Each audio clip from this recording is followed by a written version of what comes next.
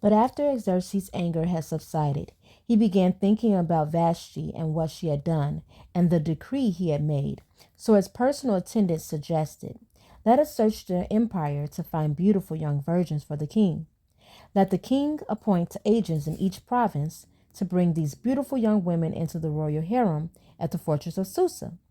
Haggai, the king's eunuch in charge of the harem, will see that they are all given beauty treatments. After that, the young woman who most pleases the king will be made queen instead of Vashti."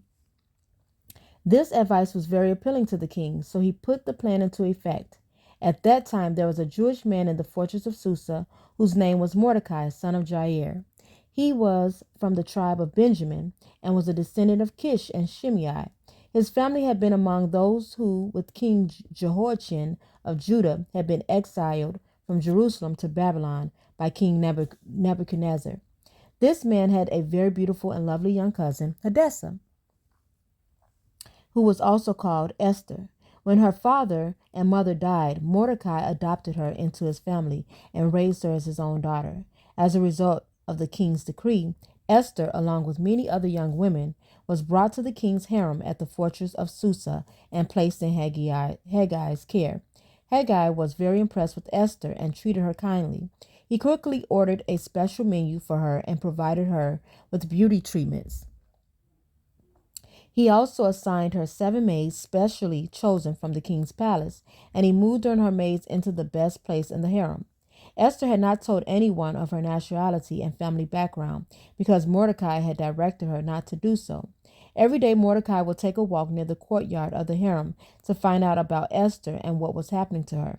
Before each young woman was taken to the king's bed, she was given the prescribed 12 months of beauty treatments, 6 months with oil of myrrh, followed by 6 months with special perfumes and ointments.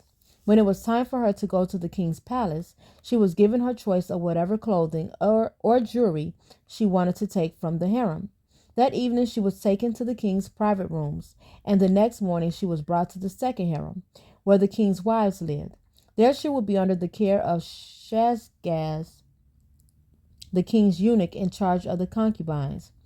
She would never go to the king again unless he had specially enjoyed her and requested her by name. Esther was the daughter of Abihail, who was Mordecai's uncle. Mordecai had adopted his younger cousin, Esther. When it was Esther's turn to go to the king, she accepted the advice of Haggai, the eunuch in charge of the harem. She asked for nothing except what he had suggested, and she was admired by everyone who saw her. Esther was taken to King Xerxes at the royal palace in early winter of the 7th year of his reign, and the king loved Esther more than any of the other young women. He was so delighted with her that he set the royal crown on her head and declared her queen instead of Vashti. To celebrate the occasion, he gave a great banquet in Esther's honor for all his nobles and officials, declaring a public holiday for the provinces and giving generous gifts to everyone. Even after all the young women had been transferred to the second harem and Mordecai had become a palace official, Esther continued to keep her family background and nationality a secret. She was still following Mordecai's directions, just as she did when she lived in his home.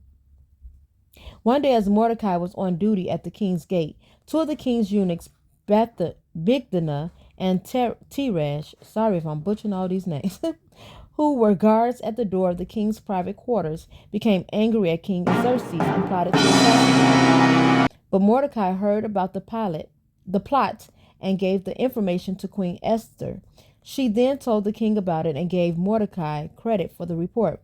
When an investigation was made and Mordecai's story was found to be true, the two men were impaled on a sharpened pole. This was all recorded in the book of the history of